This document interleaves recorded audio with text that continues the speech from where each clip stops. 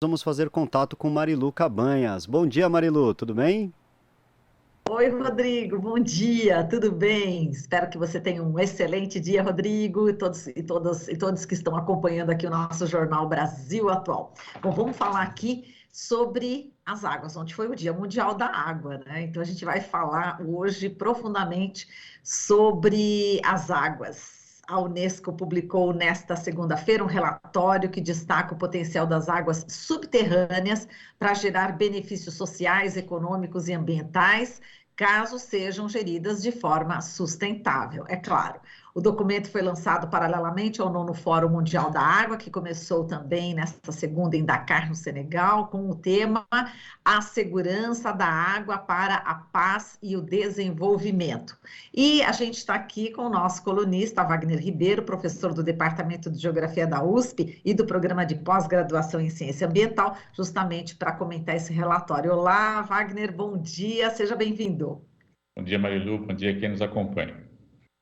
Bom, Wagner, vamos falar aqui, de acordo com esse relatório, né, que é imenso, né, águas subterrâneas, fazer visível ou invisível das Nações Unidas, um documento aí de 272 páginas, as águas subterrâneas representam quase 99% das reservas de água doce do planeta. E o alerta é que é preciso administrar melhor essas águas subterrâneas. Vamos falar delas, da importância delas, Wagner.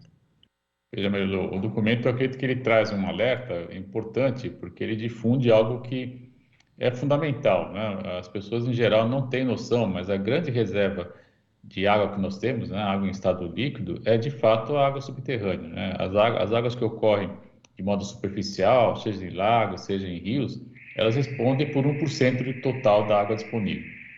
E há uma agravante muito séria que nós estamos, infelizmente, contaminando enormemente essas reservas superficiais que têm um acesso mais fácil. Contaminando fundamentalmente porque não tratamos do esgoto, porque usamos agrotóxico em larga escala e esse material acaba depois chegando também aos corpos d'água. Está sendo contaminado também porque a gente tem a chamada poluição fugidia, que sai das cidades, né? Material particulado, sem poeira, com insumos químicos que também chegam aos corpos d'água. Então, isso está fazendo com que essas reservas subterrâneas ganhem cada vez mais importância, mais significado. E elas já são utilizadas, né? No Brasil mesmo, nós temos no estado do Paraná, mesmo em São Paulo, já um uso bastante intensivo, por exemplo, do aquífero Guarani. Então, qual é o grande alerta, né, que esse documento importante da ONU está apresentando para todos nós? Ninguém enxerga a água subterrânea, evidentemente, ela está nas camadas interiores da superfície terrestre. E por conta disso, talvez, nem sabe muitas vezes que a água que está sendo utilizada no seu cotidiano, ou mesmo na produção agrícola, ela tem essa origem subterrânea.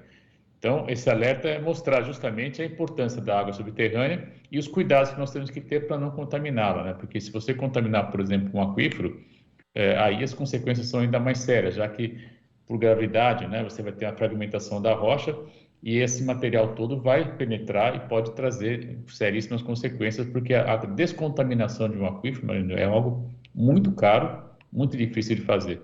Você estaria lutando contra a gravidade, por exemplo, e todas as reações químicas associadas à capacidade que a água tem de dissolver um elemento. Então, você imagina um elemento químico adicionado à água, ela vai dissolver isso tudo, isso vai percolar, né, vai penetrar cada vez mais profundamente, isso pode gerar consequências de longo prazo seríssimas, né? Considerando que todo esse estoque hídrico é, de fato, a grande reserva líquida que a humanidade dispõe, né? Depois nós temos as calotas polares, se elas forem descongeladas, vão ter problemas seríssimos com a mudança climática. Então, na verdade, o que esse documento traz para a gente estar refletindo é que nós temos que cuidar bem das águas subterrâneas, que serão, de fato, a grande alternativa de abastecimento aí no médio prazo. Exato, e eles fazem um alerta também em relação à taxa de esgotamento global, né, agregado das reservas de água subterrânea, que é considerável, né? Eles fazem o seguinte: para o início do século atual, as estimativas estão entre 100 e 200 quilômetros cúbicos ao ano, o que representa cerca de 15%, 15 a 25% do total da captação de água subterrânea. Então, é preciso também ficar atento a esse esgotamento dessa água subterrânea, né, Wagner? Essa é uma questão central, Marilu, né? Muito grande parte da água que é capturada, ela não é estudada, né? Ou seja, não se conhece direito os processos hidrogeológicos de reposição dessa água, né? Então, tem aí uma questão muito importante, né? Precisa primeiro mapear, conhecer a dimensão do aquífero, né? A profundidade, o volume de água que está lá estocado, analisar depois a capacidade de reposição natural da água. Então, tem uma área que é muito importante no caso dos aquíferos, que são as chamadas áreas de recarga. O que é área de recarga? É quando o aquífero está mais próximo da superfície, a gente usa a expressão está aflorado, né? E nessas áreas que justamente você tem a reposição por chuva e às vezes até por corpos d'água, né? E isso depende de época de chuva, menos chuva, enfim. Então, essas áreas são estratégicas, né? Num trabalho que eu orientei já há algum tempo, né? A Pilar Vilar, que hoje é uma referência, né? Está lá aí em Santos, na Unifesp, e ela está trabalhando no Instituto de Estudos Oceanográficos, etc., mas ela é uma grande especialista em água subterrânea, e já no mestrado dela, ela mostrava claramente que, por exemplo, né, no município de Ribeirão Preto havia um lixão numa área de recarga. É absurdo, você está contaminando uma das áreas de recarga do aquífero Guarani com material particulado, também com o chorume, que a gente sabe que para dissolver 1 litro de chorume são 25 litros d'água, enfim, tudo isso foi demonstrado já tem mais de 10 anos a dissertação da Pilar, né? Depois do doutorado, ela já foi trabalhar com o Guarani numa escala mais ampla. Hoje eu tenho outros alunos trabalhando com o tema, teve a Cíntia Leone, tem a Maria Luísa Tellaló, enfim, tem uma galera aí que já está se dedicando a identificar pontos de tensão, né, pontos que podem nos levar a preocupações, trazer problemas de contaminação, por exemplo, de uma área estratégica fundamental, que é o aquífero Guarani. Nós estamos falando aí de uma reserva que pode abastecer grande parte da população brasileira, sem dúvida, já faz isso, mas se nós não tomarmos cuidado, nós vamos ter sérios problemas de contaminação. Sem falar o problema do agrotóxico. Aí tem colegas da Embrapa que se dedicam a analisar justamente o quanto que esse material acaba penetrando, né, e especialmente nas camadas mais próximas da superfície do aquífero Guarani, e o quanto esse material depois pode, né, como a gente tem que pensar um aquífero, sempre a analogia que eu dou para meus alunos, como se fosse uma esponja, né? Então, só que é lógico, a rocha ela é sólida, né, mas ela está nas interstícios acumulando água. Então, imagine que essa capacidade que a água tem de diluição, mas se você jogar um elemento químico lá, um agrotóxico, ela vai certamente diluir esse material e fazer com que ele penetre cada vez mais profundamente. O quanto isso acontece é algo difícil de ser mensurado, né? São estudos sempre muito caros, você vai ter que coletar uma amostra, simular tudo isso em laboratório, enfim, isso é sempre muito caro. Então, o ideal é evitar que essa contaminação ocorra, em especial porque nós estamos falando de águas que têm uma qualidade geral muito boa também, né? Porque elas estão lá, tem águas aí, os colegas chegam a apontar aí de milhares de anos, né, assim, acumulados. Então, para você voltar a acumular essa água aí, você vai precisar de mais alguns mil anos, nós não teremos, se nós não usarmos de maneira adequada. Por isso que esse alerta que a ONU pode ter é muito sério, quer dizer, nós estamos tirando água sem saber a reposição dessa água como ocorrerá, né, e isso pode também gerar, de fato, no médio prazo, né, tornar inviável a extração da água. Ela vai ficando cada vez mais profunda, mais difícil de ser capturada, e fundamentalmente não tem a reposição natural da água, né? Então é de fato necessário conhecer essa hidrogeologia, ou seja, por onde está entrando água, né? Quais são as condições do entorno onde essa água está sendo capturada e fundamentalmente evitar a contaminação para que a gente possa ter uso adequado, inteligente desse recurso fundamental, que vai ser, Marilu, a grande fonte para o futuro, isso eu não tenho dúvida, né? E o Brasil está bem situado nessa questão, nós temos aquíferos importantes, né? Por exemplo. Exato. Aquíferos que realmente países, né, já estão de olho nos nossos aquíferos aqui no Paraguai, né, a gente sabe que é de extremo interesse, né, desses países desenvolvidos, né, e a gente precisa ter realmente muito cuidado com esse nosso patrimônio natural, né, Wagner? Sem dúvida, veja, o aquífero Guarani, né, que era chamado de Serra Geral, aquífero Bauru, enfim, depois foi rebatizado como aquífero Guarani, uma homenagem muito importante ao povo Guarani, porque ele está, né, numa área que congrega 4 países, né, e como a gente costuma dizer, a dimensão da natureza ela não tem os limites políticos, né, então ele não obedece ao limite do Brasil, Paraguai, Argentina e Uruguai, ele está sob esses 4 países, então se trata de um aquífero transfronteiriço, que traz também grandes dificuldades de gestão, né, se você for analisar, a Maria Luísa está justamente estudando isso agora, mostrando a dificuldade. Cada país tem uma forma de organização, de gestão política dessas águas. É preciso, então, coordenar para evitar problemas, né? Mas as reservas são muito grandes. Elas podem, de fato, suprir demandas, né, no curto e médio prazo por muito tempo, né? Mas nós temos mais outros aquíferos, né? Tem o Alter do Chão, no norte, né, que está, grosso modo, sob o rio Amazonas. Tem o Içá, né? Enfim, há quem chame esses dois de grande aquífero, grande Amazonas. Enfim, aí tem umas polêmicas acadêmicas que não é o caso trazer aqui agora, mas de fato nós temos muita água, não apenas no Amazonas superficial, mas também abaixo do Rio Amazonas, né? Com aquíferos importantíssimos. Então, essas reservas certamente serão fundamentais para o Brasil e para o mundo. Acho que a gente tem capacidade de gestão, né, para poder oferecer água para quem não tem água. E aí, é claro, não precisa ser água no sentido líquido, nós podemos produzir, né, ter produtos agrícolas, ter alimento, que é fundamental a água para a produção de alimento, e desse modo exportar água, né, ou seja, exportar também alimento. Não essas commodities que estão hoje aí, né, que é soja para virar proteína animal, né, mas de fato produzir com outra preocupação, uma maneira mais equilibrada. Acho que nesse modo o Brasil teria sim, sem dúvida, um papel destacado, já que água, felizmente, nós temos muita, né? Não estamos cuidando direito, a contaminação ocorre em larga escala, mas ainda tem muita água, né? Então é possível sim, é necessário reverter esse modelo de uso inadequado da água dos aquíferos e também das águas superficiais, né? E a questão central é controlar desmatamento e não jogar veneno na água por meio do agrotóxico. Exato, e como é que fica também essa questão da propriedade privada, né? Exatamente, eu estava vendo aqui no documento e eles falam dessa questão, né? Como avaliar, enfim, a pessoa tem ali uma determinada área onde está passando ali o aquífero, por exemplo, mas a gente tem, por exemplo, pessoas muito pobres que não têm esse acesso à água. Então, como administrar isso, né, Wagner? A gente vê a desigualdade social nesse campo também, né? Sem dúvida, Marilu. A gente assiste cenas, às vezes, né? Enfim, a água está superficial, aflorando ali, né? Eu já vi isso em campo, né? O indivíduo coloca um cano lá, captura essa água, e principalmente, às vezes, isso em grandes propriedades, principalmente para irrigação, né? A gente já vê isso com muita frequência. Isso ocorre muito no estado de São Paulo, por exemplo, que tem na irrigação um importante insumo para a produção agrícola. E, ao mesmo tempo, esse indivíduo não devolve essa água que é retirada, né? E pior, ele muitas vezes contamina a água porque no processo de produção agrícola usa agrotóxico em larga escala, fertilizantes artificiais em larga escala, né? Isso tudo, como eu dizia, dada essa propriedade fantástica que a água tem, né? A água é um grande solvente, um solvente universal, né? Ela consegue diluir essa substância e ela vai, né? As substâncias vão penetrando no solo, chegam às camadas mais profundas, contaminam o solo e depois, por chuva ou pelo carregamento da própria água, essas substâncias acabam contaminando as reservas hídricas, especialmente os aquíferos. Então, é de fato uma cadeia que tem que ser repensada, né? Nós não podemos deixar que os indivíduos aleatoriamente coletem água, né? Falar, mas está na minha propriedade. Bom, mas a água subterrânea na Constituição brasileira ela é do Estado, né? Da União, mas nem das unidades federativas. Então, a gente tem aí, quando a gente vai discutir a gestão, por exemplo, é um complicador, não cabe nem ao município, nem à unidade federativa, ou seja, o Estado, a gestão, cabe ao governo federal, né?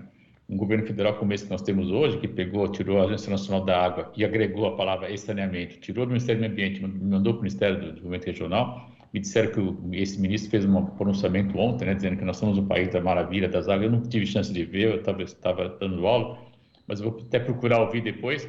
Mas quem ouviu, até me mandaram um monte de mensagem, eu não consegui nem responder, porque você viu que ele falou, não, eu estava dando aula, não ouvi nada, enfim, eu vou procurar escutar agora.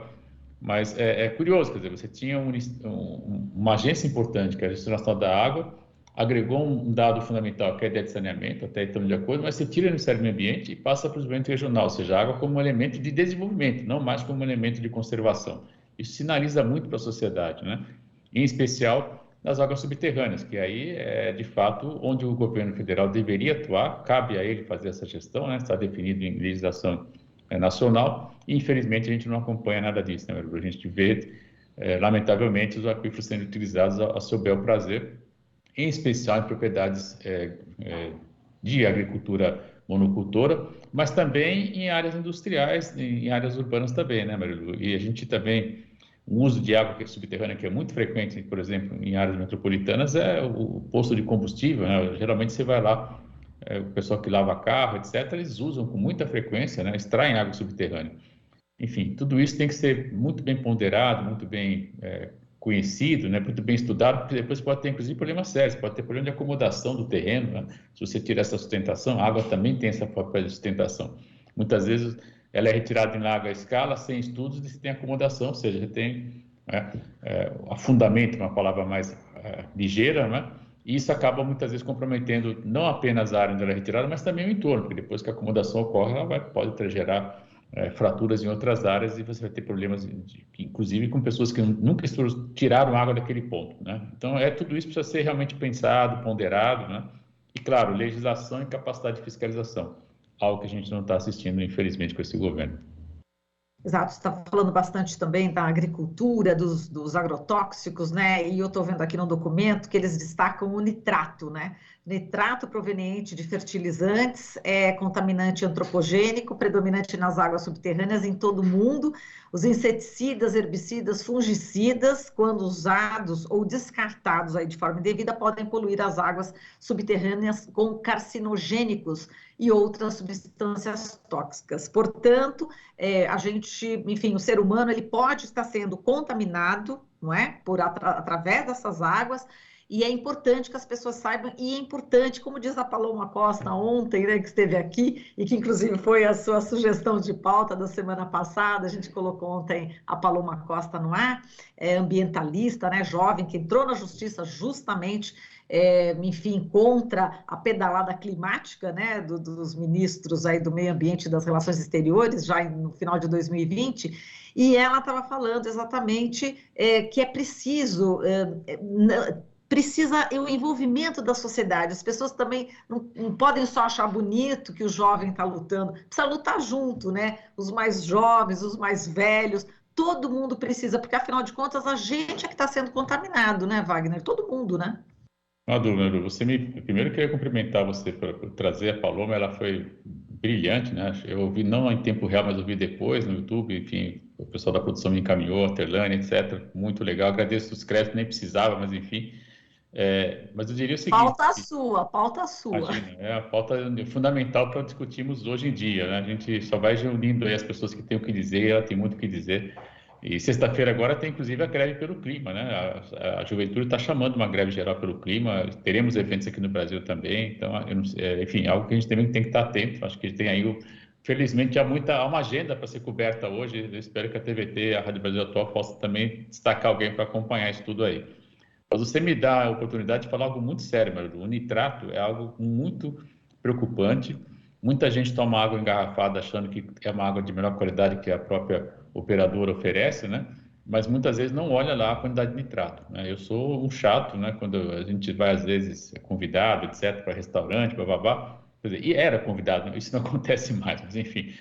E às vezes vinha lá água, né? Eu pegava o rótulo e falava, olha, eu chamava muitas vezes, chamava o garçom, o gerente, e falava, você não pode servir uma água com esse volume de nitrato. E o cara falou, mas como assim, né? O que isso quer dizer? Veja, tem águas que chega a 4 ponto alguma coisa, quando a legislação indica algo como até 1 ponto alguma coisa, né? De contaminação. Então, isso é muito sério, porque nós estamos tomando água associada a dejetos, né? Como disse você há pouco, e tem um papel acumulativo no organismo. Então, é preciso ter esse alerta, né? Às vezes a água engarrafada ela é de pior qualidade que a própria água que está sendo oferecida na torneira. Isso é muito sério e tem todo o mercado de água engarrafada hoje, inclusive de água subterrânea, né? Então, não é garantia de qualidade ter água engarrafada. A garrafinha não protege a água, né? É preciso ter essa clareza. Existem trabalhos muito interessantes. O Léo Heller, quando estava na Federal de Minas Gerais, ele orientou vários trabalhos nessa direção, mostrando que a contaminação ocorre, às vezes, no transporte, outras vezes ocorre na própria retirada. Enfim, então, aquele número que está aparecendo lá também, aqueles indicadores, eles acabam sendo, infelizmente, não cumpridos, né? É uma situação ideal de análise da água no seu estado natural de ocorrência, porém, quando ela é capturada, transportada, o caminhão fica exposto ao sol, enfim, o próprio plástico solta algumas substâncias também na água, porque a água é um solvente natural, não se esqueçam disso, né? Ela tem um atributo químico da água, isso tudo faz com que a gente, às vezes, está tomando uma água muito pior que a própria água que chega da concessionária, né? Então, isso é uma questão muito séria. E aí você me dá a chance de falar isso, né? Quer dizer, vamos ficar atentos, porque o fato de comprar água engarrafada não quer dizer que está tomando água de qualidade. Olha só, e só encerrando aqui com o comentário da Josi Negreiros, Wagner, ela diz o seguinte, nossos aquíferos estão sendo contaminados e usados inadequadamente. No Rio Grande do Sul, até uma produtora de Guaraná usa a água do aquífero Guarani. Sim, água pura, mas a fonte seca. Boa observação essa da Josi, né, Wagner? Importantíssima, né? A indústria de alimentos, especialmente de refrigerante e cerveja, elas são altamente intensivas em uso de água, especialmente pessoal até brinca, né, que o Rio Claro a cerveja era boa porque usava água do Guarani, e brinca também com um chopp que tem lá em Ribeirão Preto, que é água do Guarani. Enfim, brincadeira ou não, mas concretamente eles usam essa água e, de fato, né, às vezes leva a esgotamento de fontes importantíssimas e estratégicas, como é o caso das águas subterrâneas. Muito bom, Wagner. A gente então encerra por aqui e a gente se fala na próxima semana, ficando já alerta aqui para sexta-feira, greve do clima. Certamente iremos abordar aqui, a nossa querida Terlânia deve pautar com certeza. Muito obrigada, Wagner, e até a semana que vem, hein? Beijo. É lá. Até lá. Falamos aqui com Wagner Ribeiro, professor do Departamento de Geografia da USP e do Programa de Pós-Graduação em Ciência Ambiental. Você está ouvindo Jornal Brasil Atual. As notícias que os outros não dão.